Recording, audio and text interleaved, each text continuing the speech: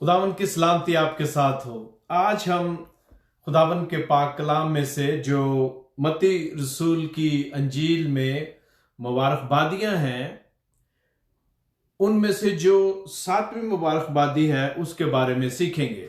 इन दिनों हम जो मुबारकबादियों की सीरीज है उसको कंप्लीट कर रहे हैं और मैं इस वक्त जितने भी बहन भाई एशिया में हमारे साथ उन्होंने ज्वाइन किया है, आप सबको सुबह अल खैर, सुबह का सलाम। और जहां शाम है और रात है, आपको आपके जो टाइम जोन है उसके मुताबिक मेरा सलाम जो है वो पहुंचे।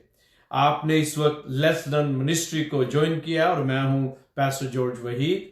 और मेरी दुआ है कि आज का जो सबक है इसके वसीला से खुदावन हम सबको बहुत बरकत दे, हमारी जिंदगियां बदलें और हमारा जो खुदावन यीशु के साथ जो रिलेशनशिप है, जो कनेक्शन है, वो उसमें और ज्यादा मजबूती आए।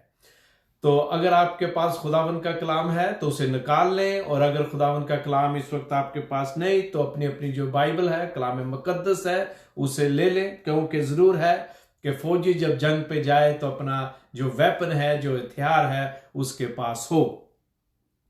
मेरे अजीजों, खुदावन के जिंदा कलाम में मत्ती रसूल की मार्फत लिखी गई अंजील के 5वें बाब की हम जो 9वीं आयत है उसकी तलावत करते हैं। खुदावन के पाक कलाम में यूं लिखा है, मुबारक हैं वो जो सुलह कराते हैं, क्योंकि वो खुदा के बेटे कहलाएंगे। खुदावन की बरकत उसके कलाम के पढ़े सुने जाने पर हो। यहां पर मेरे अजीजों, ये जो मुबारकबादी है इसके 2 हिस्से हैं। लिखा है कि मुबारक है वो जो सुलह कराते हैं, क्योंकि वो खुदा के बेटे कहलाएंगे। पहले यह बताया गया है कि एक्शन क्या लेना है और उसके बाद उस एक्शन का रिवार्ड क्या है। गो यहां पर बेटे कहलाए ट्रांसलेशन की गई है, लेकिन इससे बेटे और बेटियां खुदावन के लोग जो हैं उन सबको मुखातब करके ये कहा गया है। और जैसा कि मैं हर दफा जब हम इस मुबारकबादियों को देख रहे हैं तो हमेशा मेरी कोशिश होती है कि उनके लिए रीकैप किया जाए जिन्होंने पहले जो सबक है वो नहीं सुने या देखे। खुदावन इस वक्त अपने रसूलों के साथ मुखातब हैं।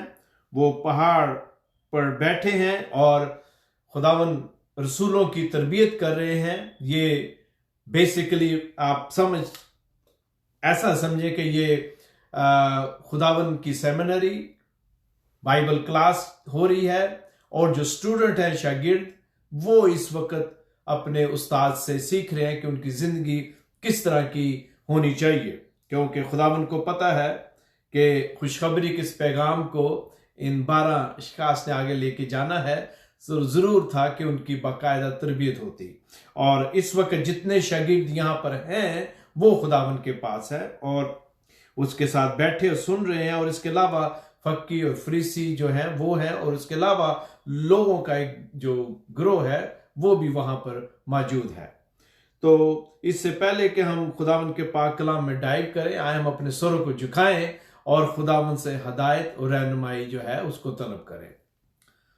खुदावन खुदा, हम तेरा शुक्र करते हैं आज इस वक्त के लिए जो तूने खुदावन अपने लोगों को बख्शा कि तेरे कलाम की जिंदा बातें जो हैं उनको मिलकर सीखें। ऐ बाप, मेरी तेरे आगे ये दरख्वास्त है कि मैं नहीं बल्कि तू बोल। पाक रूह का जो मसा है वो हम सब पर ठहरे और खुदावन हम तेरे कलाम को तेरी मर्जी के मुताबिक सीखें, सुने, अमल करें। और खुदावंदा, हमारी जिंदगियां जो हैं जब तक हम इस जमीन पर हैं तेरी खिदमत के लिए वक्फ रहे। आए खुदावन, हम अपने दिलों की मट्टी को नरम करते हैं। आज जो कलाम का बीज बोया जाए उसके वसीला से खुदावन तेरे लिए बहुत सारा फल हमारी जिंदगियों से जाहिर हो। आए खुदावन, तू हमारी इस दुआ को सुन। तेरे नाम में हम मांगते हैं, आमीन। मेरे अजीजों, जब हम कलाम मुकद्दस की तिलावत कर रहे थे तो मैंने कहा कि ये जो मुबारकबादी है मत्ती रसूल के 5वें बाब की 9वीं आयत में, ये 7वीं मुबारकबादी है। और यहां पर जो बात जिस पर गौर किया गया है, जिसको खुदावन चाहते थे कि उसके शागिर्द समझे अच्छी तरह, और आज मैं और आप भी, वो ये है कि ये जो मुबारकबादी है, सबसे पहले तो ये बात कि ये मुबारकबादी पुराने अहदनामे में कायम की गई, इसको स्टैब्लिश किया गया, और फिर नए अहद में खुदावन इसको मुकम्मल करते हैं। लिखा है, मुबारक है वो जो सुलह कराते हैं। सुलह कराने वाले को हम पीस मेकर कहते हैं, इंग्लिश में उसकी ट्रांसलेशन है पीस मेकर, क्योंकि वो खुदा के बेटे कहलाएंगे। अब देखना यह है कि जो सुलह करवाने वाली बात है, या जो पीस मेकर है, ये यहां पर किस तरह इसकी एप्लीकेशंस है। इसकी रूहानी एप्लीकेशन भी है और दुनियावी भी। यह मुबारकबादी वाहिद मुबारकबादी है जिसकी जड़ें बड़ी मजबूती के साथ पुराने अहदनामे के साथ जुड़ी हुई हैं मेरे अजीजों। और ये मुबारकबादी, जैसा कि मैंने कहा, बुनियादी तौर पर पुराने अहदनामे में इसको खुदावंद कायम करते हैं, और फिर नए अहदनामे में अपने वक्त पर इसको खुदावंद मुकम्मल करते हैं। और यहां जब शागिर्दों से बात हो रही है, दूसरे जो लोग सुन रहे हैं, तो खुदावंद इसकी दोनों जो एप्लीकेशंस हैं उसके बारे में बात कर रहे हैं। तो हम गौर से जरा देखते हैं कि जब सुलह या अमन का लफ्ज इस्तेमाल होता है, या सुलह करवाने वाले के बारे में जब हम सोचते हैं रूहानी तौर पर कलाम मुकद्दस के मुताबिक, तो हमारे ज़हनों में जब सुलह और अमन करवाने वाले की बात आती है तो हमारा ध्यान सीधा खुदावंद की तरफ जाता है, क्योंकि वो उसको अमन का शहजादा कहा गया है। खुदा जो सुलह है, सुलह का मंबा है, जिससे सुलह सादर होती है, खुदा जिससे सलामती सादर होती है, हमारा ध्यान एकदम उसकी तरफ जाता है जो अमन का शहजादा है, सुलह और मोहब्बत का जो बानी है, यानी कि हमारा खुदावंद यीशु मसीह।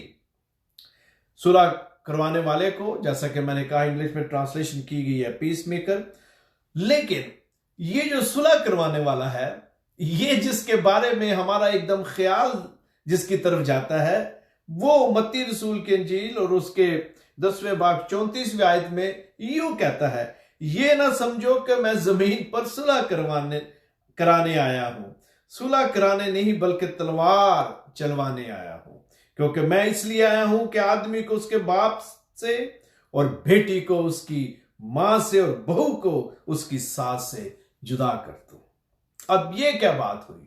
अगर वो अमन का शहजादा है, दुनिया में अमन और सलामती लेकर आया है, तो फिर इसका क्या मतलब हुआ? हम थोड़ी देर के लिए इस पर गौर करेंगे, क्योंकि ये मुबारकबादी जो है, ये सुलह, पीस, अमन, सलामती के गिर्द घूमती है, और इसका रिवार्ड खुदा के बेटे और बेटियां कहलाने का है।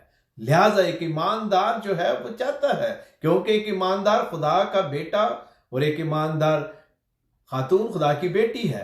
तो लेकिन इससे पहले कि उनको ये शर्फ हासिल हो कि वो बेटे और बेटियां कहलाएं, उनको करना क्या है? और वो है सुलह या जो पीस है, उसके बारे में जो बात कही गई है उस पर अमल करना है। अब सुलह का शहजादा तो ये कहता है कि ये ना समझो कि मैं सुलह कराने आया हूं। तो आए इस पर गौर करते हैं। एक बात जो है वो याद रखें कि छठी मुबारकबादी में मैंने एक बात कही थी कि मसीहत जो है इनवर्ड आउट है।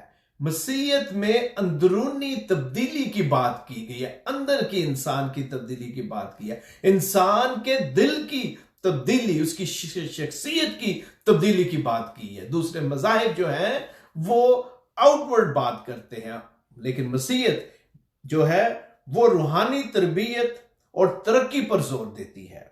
इंसान के दिल और उसके ख्याल और उसकी जो सोच है उसकी तरबियत और उसकी तब्दीली की बात करती है। ख्यालात जो है वही बाद में एक्शन की शक्ल इख्तियार करते हैं मेरे अजीजों। और जब दिल तब्दील हो जाता है और इंसान दिल के साथ उसकी शख्सियत तब्दील हो जाती है मेरे अजीजों, तो फिर उसकी शख्सियत जो है, जो ख्यालात और सोचें होती हैं, उनको हम फिर अमल में आते हुए देखते हैं। लिहाजा मसीहत जो दिल की तब्दीली है, जो रूहानी तब्दीली है, उस पर जोर देती है। ये मैंने छठी मुबारकबादी में थोड़ी सी बात की थी इसके बारे में, लेकिन याद रखें, सिर्फ अमन या सुलह कहने से अमन कायम नहीं होता मेरे अजीजों। गौर से सुने, अमन कहने से अमन कायम नहीं होगा। बहुत सारे लोग जबानी कलामी सुलह और अमन की बातें करते हैं, लेकिन अमली इकदाम की कोशिश नहीं करते। जब तक हम उसको प्रैक्टिकली एक्शन में लेके नहीं आएंगे, हम जितना मर्जी कहते रहे अमन और सुलह, उसका कोई फायदा नहीं। वो सिर्फ अल्फाज हैं, उन अल्फाज को एक्शन में लाना बहुत जरूरी है, तभी जो सुलह और अमन है वो कायम होगा। और ये सुलह और अमन जो है, जैसा कि मैंने कहा, इसकी दो एप्लीकेशंस हैं, रूहानी भी और दुनियावी भी।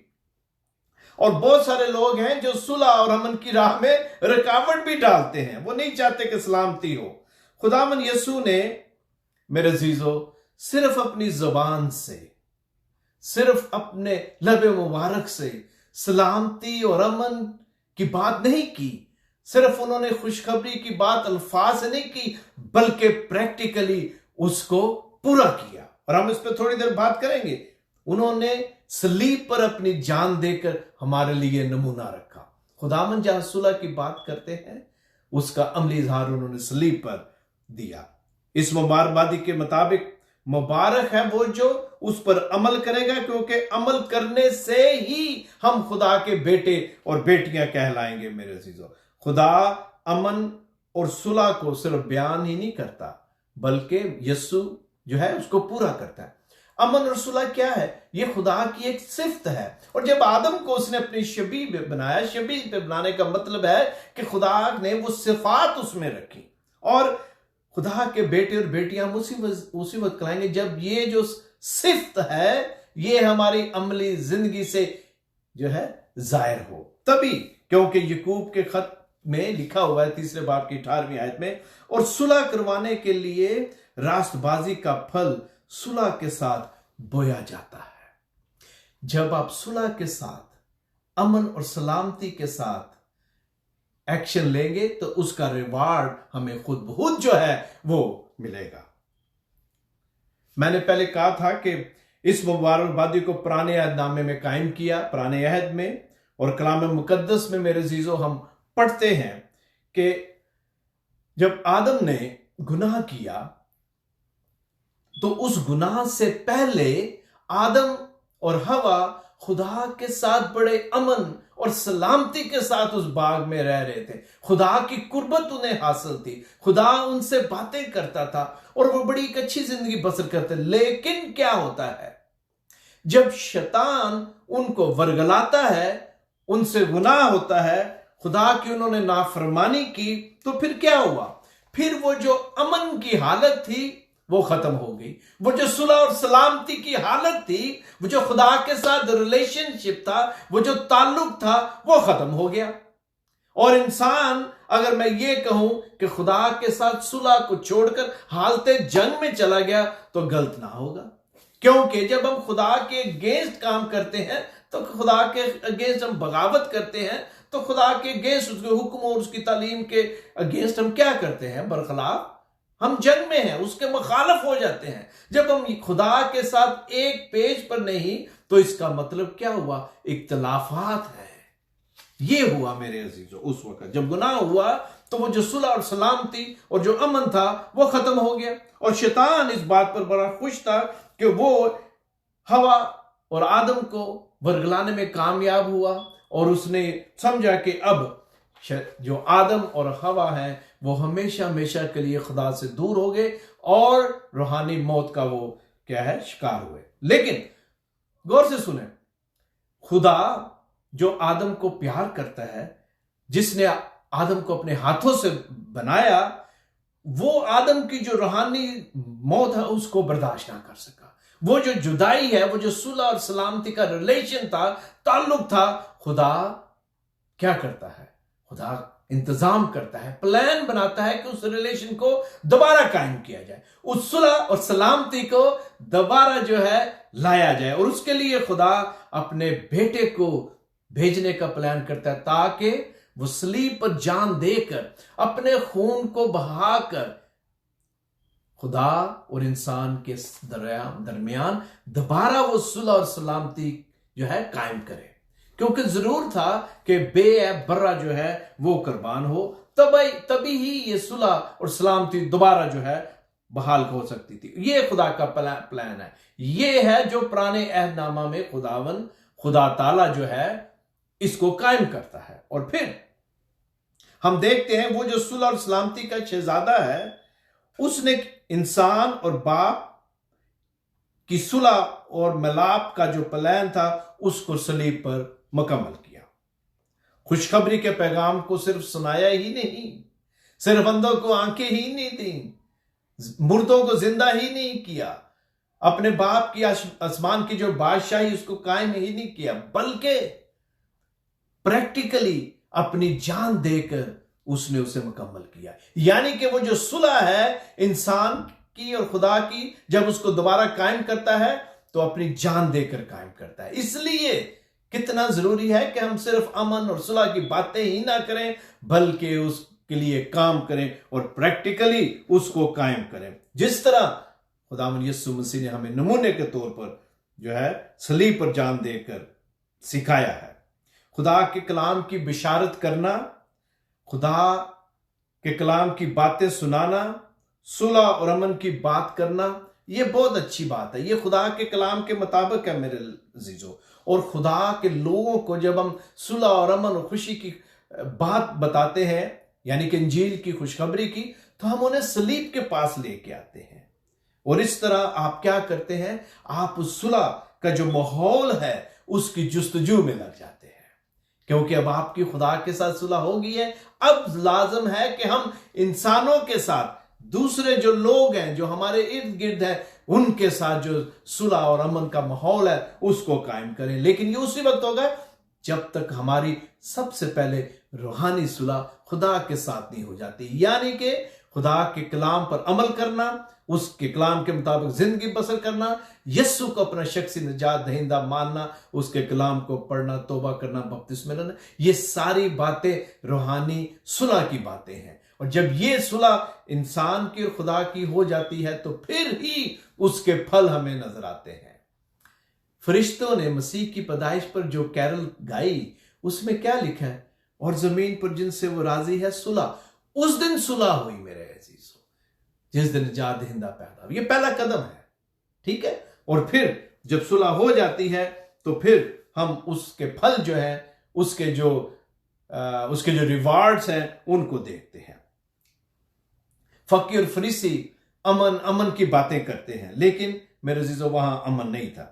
जब तक इंसान अंदर से तब्दील नहीं होता, उसमें सुलह और सलामती का जो तस्वर है, जो ख्याल है, उस सुलह और सलामती का जो इमेज है, सुलह और सलामती की जो एक्चुअली डेफिनेशन है, उस वक्त तक उसे समझ नहीं आती जब तक उसके खुदावंद यीशु के साथ रिलेशन जो है वो कायम नहीं होते। और जिस शख्स के यीशु के साथ रिलेशन नहीं है, चाहे वो अपने आप को मसीही कहता है, चढ़ जाता है, जो भी, चाहे उसके वालदैन जो है वो खिदमत में हो, चाहे उसके दादा परदादा खिदमत में, खानदान, लेकिन उस शख्स का मसीह के साथ क्या रिलेशनशिप है? उसकी जाती सुलह है यीशु के साथ और नहीं। जब कायम हो जाती है, जब सुलह हो जाती है, तो फिर वो इंसान दूसरों की भलाई और बेहतरी के लिए खुद ब खुद काम करेगा। देखा आपने, दूसरे जो मज़ाहिब हैं वो पहले काम करने की बात करते हैं और फिर रिवार्ड की। यस, लेकिन कलाम मुकद्दस के मुताबिक हमारी जब तक अंदर से तब्दीली नहीं होती, हमसे अच्छे काम हो ही नहीं सकते। हम उस वक्त तक सुलह करवा ही नहीं सकते, अमन के लिए काम कर ही नहीं सकते, जब तक हमारे अंदर से जो तब्दीली है वो नहीं हो जाती। और उसके लिए मसीह पर ईमान लाना हमेशा जरूरी है। इंसानों की भलाई के लिए सुलह और अमल कायम करने के लिए हमें कोशा रहना चाहिए मेरे से, क्योंकि मसीह की जो मोहब्बत है वो हमें मजबूर कर देती है कि हम दूसरे इंसानों के साथ सुलह और अमन के बंधन में रहें। बहुत सारे लोग मेरे देखने में आया है, बहुत सारे लोग सिर्फ अपनी इज्जत और अपने जाती मफाद को मद्देनजर रखते हुए सुलह में शामिल नहीं होते, और इसमें खुदा के खादम पैस्टर हजरात भी शामिल हैं। बहुत सारे लोग इसलिए दो फरीक में सुलह के लिए शामिल नहीं होते कि अगर इनमें सुलह ना हुई या थोड़ी देर के बाद सुलह खत्म हो गई तो ये मेरे अगेंस्ट बात करेंगे, मेरी इज्जत जो है वो नहीं रहेगी, शायद लोग मेरे चर्च में ना आए। खुदावंद का कलाम हमें ये नहीं सिखाता।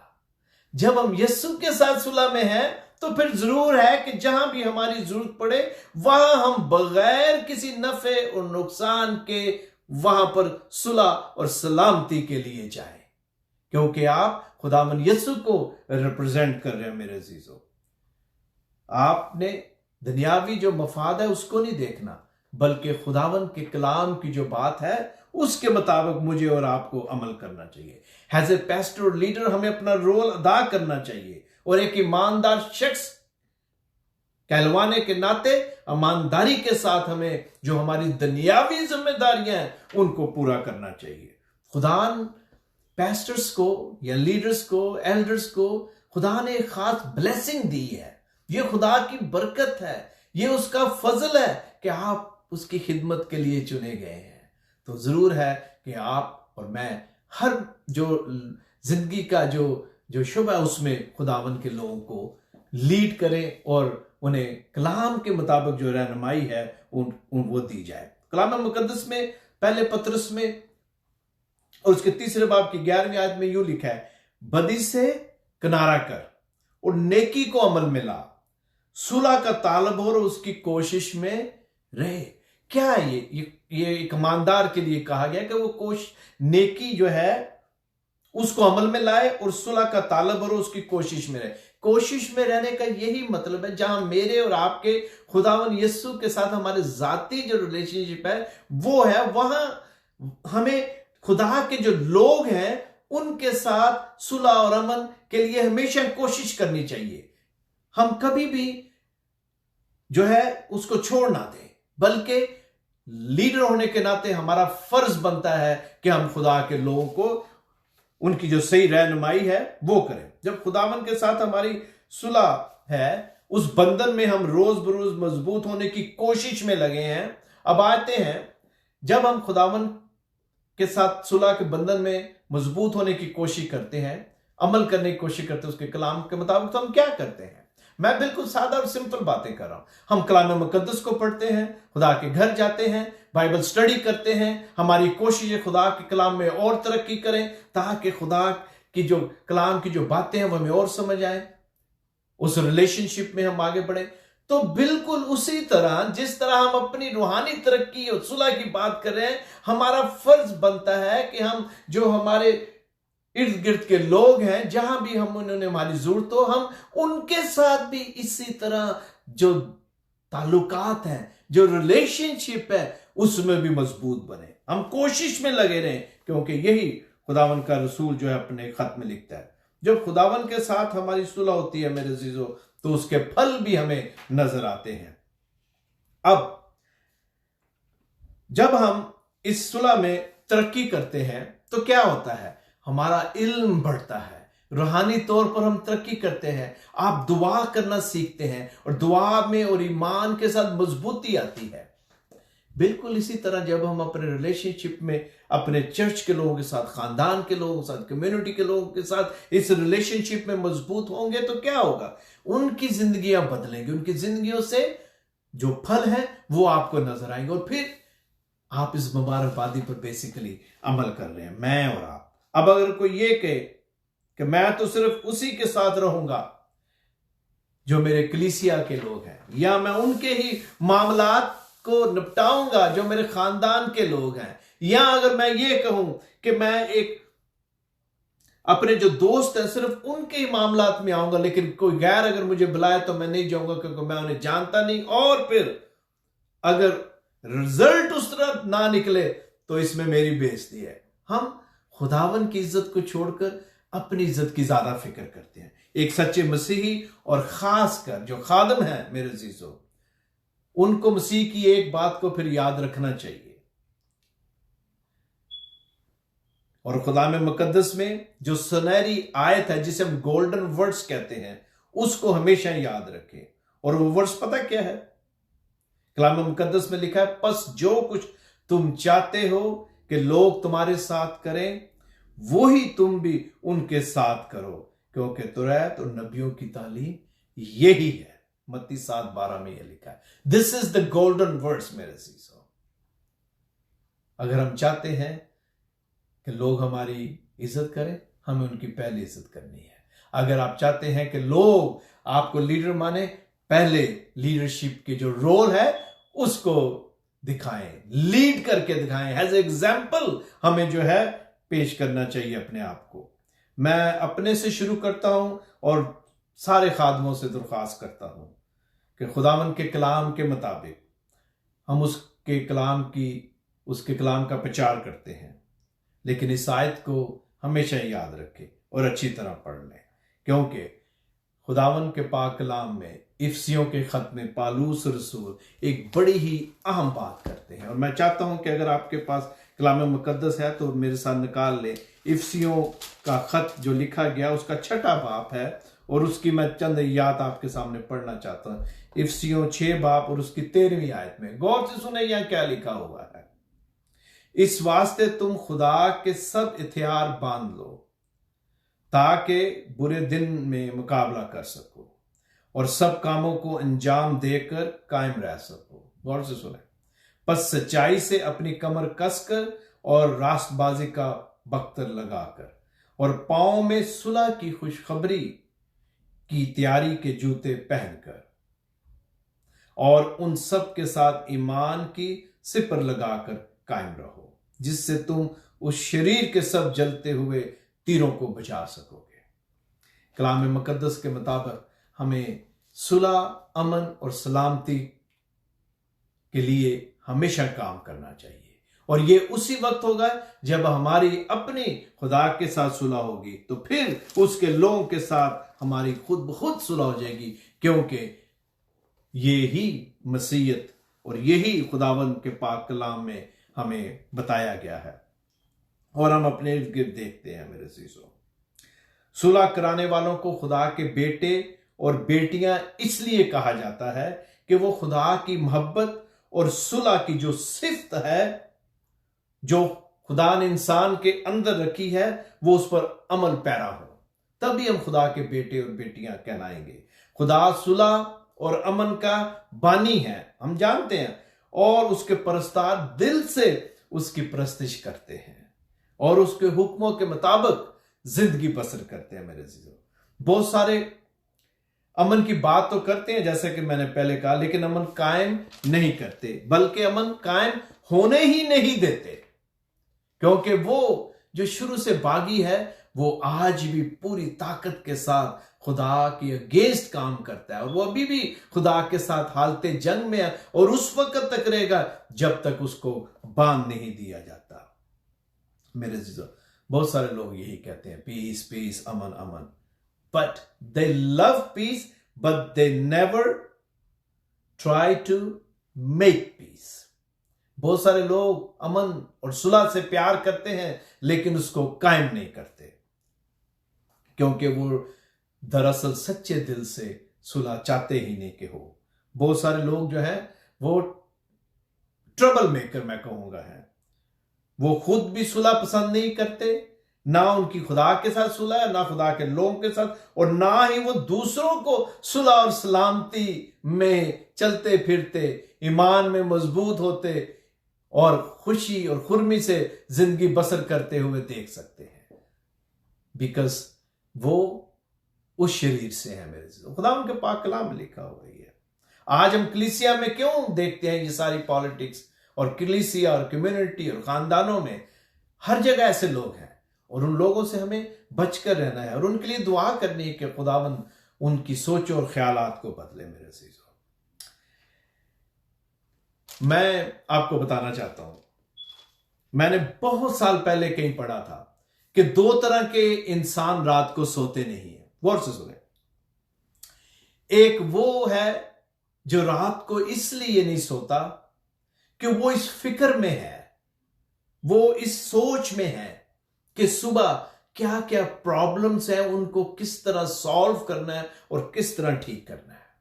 और दूसरा वो शख्स है या वो ग्रुप कह लें जो सारी रात इसलिए नहीं सोता कि सुबह किस किस के लिए परेशानी और ट्रबल पैदा करनी है।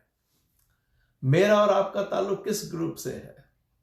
क्या उस ग्रुप के साथ जो सारी रात सिर्फ ये सोचता है कि सुबह जो सुलह और अमन और सलामती है उसको कायम करना, मतलब जो जो जो परेशानियां हैं, जो ट्रबल्स हैं, उनको किस तरह सॉल्व करना है। और दूसरा वो जो सारी रात इसलिए नहीं सोचता कि वो पॉलिटिक्स और सियासत के साथ अपने ज़हन में मंसूबाबंदी करता है कि सुबह किस किस के लिए नुकसान और तबाही का बायस बनना है। हमारा जो ताल्लुक है वो पहले ग्रुप के साथ होना चाहिए, क्योंकि कलाम मुकद्दस हमें यही बताता है। एक ईमानदार को सुलह और अमन का मुतलाशी होना चाहिए। मसीह ने अपनी जिंदगी से मेरे अजीजों हमें सुलह अमन का आला दर्स दिया है। सुलह जो है वो माफी से शुरू होती है। कलाम मुकद्दस के मुताबिक सुलह जो है माफी से शुरू होती है। जब 2 फरीक, हम इसे लिटरली लेते हैं, जब 2 फरीक जो एक दूसरे के साथ सुलह और अमन में नहीं, इख्तलाफात हैं, तो इख्तलाफात को खत्म करने के लिए क्या किया जाता है? एक फरीक माफी मांगता है कि अगर मुझसे गलती हुई तो मुझे माफ कर, तभी सुलह होगी। और जब खुदा और इंसान के रिलेशनशिप में दूरी हुई तो क्या हुआ? वो जो खालिक कायनात है, वो जो मालिक है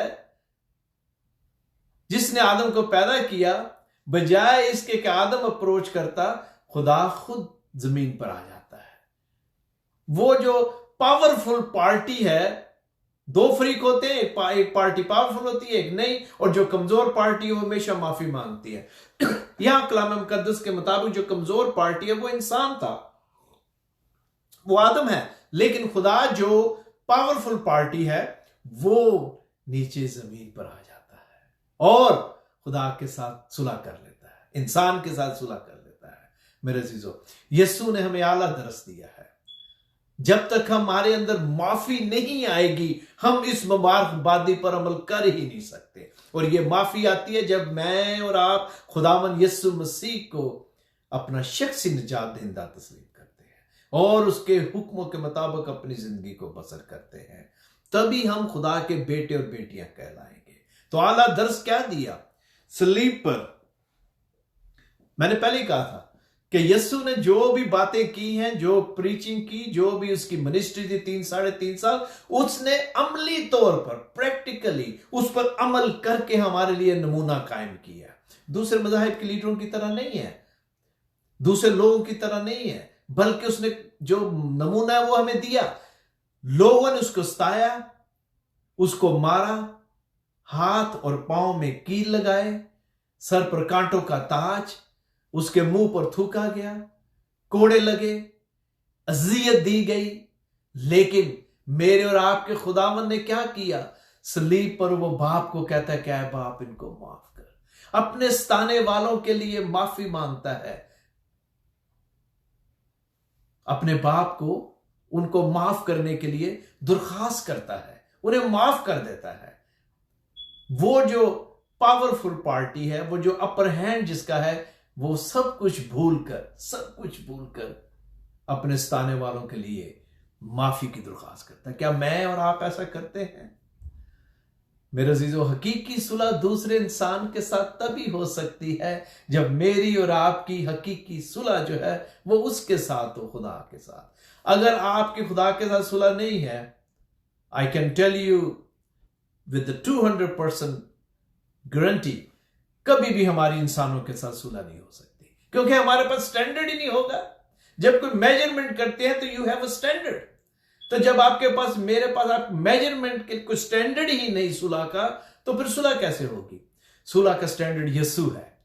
और जब हम उस स्टैंडर्ड को लेते हैं, जब उस पैमाने से मापते हैं, तो 100% जो रिजल्ट है वो मिलेंगे। और मेरे अजीजों, तभी मैं और आप जो ये जो 7वीं मुबारकबादी है, इस पर अमल कर सकते हैं और खुदा के और बेटे और बेटियां कहलाएंगे। क्योंकि खुदा जो अमन और सुलह का बानी है, उसके बेटे ने हमें उसकी जो बातें हैं वो हम तक पहुंचाई और प्रैक्टिकली उसका जो नमूना है वो भी दिया। और अब मैं और आप इस मुबारकबादी के जरिए खुदा के बेटे और बेटियां उसी वक्त कहला सकते हैं। ये जो रिवार्ड और ये जो इनाम है, ये हमें उसी वक्त मिलेगा जब हम इस मुबारकबादी का जो पहला हिस्सा है उस पर अमल करेंगे। और वो क्या है? मुबारक है वो जो सुलह कराते हैं। कभी कभी हम सिर्फ यही समझते हैं सुलह का मतलब यही है, दो फरीक में झगड़ा हुआ तो वहां बैठकर दोनों की सुलह करा दी। यस, ये लिटरली या जो दुनियावी एप्लीकेशन है वो है, लेकिन रूहानी एप्लीकेशन जिसके बारे में मैंने अभी आपको बताया वो ये है कि पहले मेरा और आपका खुदा के साथ जो ताल्लुक है वो बहाल हो। काश खुदावन मुझे और आपको तौफीक दे कि इस मुबारकबादी के जरिया से हम इस मुबारकबादी के बारे में जो आज हमने सीखा है, इस मुबारकबादी के बारे में जो आज हमने पढ़ा है खुदावन के पाक कलाम में, उस पर मुझे और आपको अमल करने की तौफीक दे। जब तक हम अमल नहीं करेंगे, प्रैक्टिकली उसका प्रूफ नहीं देते, अमन अमन कहने से अमन कायम नहीं होगा। मेरे अजीज, we have to prove through our lives. काश खुदावन मुझे और आपको इस मुबारकबादी पर अमल करने की तौफीक दे। आए मेरे साथ अपने सर को झुकाएं। खुदा कादर, हम तेरा शुक्र करते हैं कि तूने उस दिन उस पहाड़ पर बैठकर जहां अपने शागिर्दों से बातें की, खुदावन तूने उनकी तरबियत की और उन्हें समझाया और सिखाया कि कितना जरूरी है कि पहले तेरे साथ हमारी सुलह हो, पहले तेरे साथ हम खुदावंदा एक पेज पर हो, तुझे शख्सी नजात दिंदा माने, तेरी बातों पर अमल करें, तभी खुदावन हम तेरे बेटे और बेटियां कराएंगे। बिल्कुल उसी तरह आज तू मुझे और उन सबको जो इस वक्त खुदावन तेरे कलाम को सुन रहे हैं या बाद में सुनेंगे, वही सबक तो हमें आज भी दिया जाता है। तो आज हमें भी यही सिखाता है कि काश हम सब खुदावन तेरे बेटे और बेटियां कहलाने का जो शर्फ है वो हासिल करें। ये तेरी डिजायर है, ये तेरी ख्वाहिश है खुदावन, क्योंकि तूने जब आदम को बनाया तो तेरी ये ख्वाहिश थी खुदावन। तू चाहता था कि आदम हमेशा उसी रिलेशनशिप में रहे, लेकिन खुदावन नाफरमानी करने की वजह से आदम उस रिलेशनशिप से, उस स्टेट से दूर हो गया। लेकिन तूने खुदावन अपनी बड़ी मोहब्बत, अपने बड़े फजल से, रहम और तरस से खुदावन फिर अपने बेटे को भेजकर, जिसने सलीब पर जान दी, आदम के साथ तेरी सुलह करवाई। आए खुदावन, काश हम भी तेरे हुक्मों के मुताबिक ना सिर्फ अपनी जिंदगी में खुदावन इस रूहानी सुलह को कायम करें, बल्कि अपने इर्द गिर्द जहां भी हमें तूने रखा है वहां पर खुदावन हम नमूना हो, ताकि हमारे अच्छे करैक्टर, चाल चलन, हमारी सुलह और सलामती की जो जिंदगी है उसको देखकर यीशु लोग तेरे पास आए। कादिर मुतलिक, तू हमारी इस दुआ को सुन, तेरे नाम में हम मांगते हैं, आमीन। मैं आप सबका बहुत शुक्रगुजार हूं कि आज आपने हमें ट्यून किया और खुदावन के पाक कलाम में से हमने सीखा मिलकर। खुदावन के फजल से जब हम दोबारा इकट्ठे होंगे तो हम जो इसकी 8वीं मुबारकबादी है उसके बारे में मिलकर सीखेंगे। खुदावन आपको बहुत बरकत दे। लेसन मिनिस्ट्री के लिए मेरे लिए दुआ करें ताकि हम इसी तरह खुदावन का कलाम जो है वो आपके लिए लेके आते रहे। जो बातें आपसे की जाती हैं, जो खुदा का कलाम आपके साथ शेयर किया जाता है, ये ऐसा नहीं है कि आपने इसके बारे में पहले नहीं सुना, यकीनन सुना है, लेकिन जब भी हम खुदावन के कलाम को खोलते हैं हर दफा हम कोई ना कोई नई बात जो है वो सीखते हैं। काश खुदावन मुझे और आपको इस कलाम के वसीला से बहुत बरकत दे। मैं एक और बात यहां करना चाहता हूं कि लेसन मिनिस्ट्री के जो भी सोशल मीडिया के प्लेटफॉर्म्स हैं,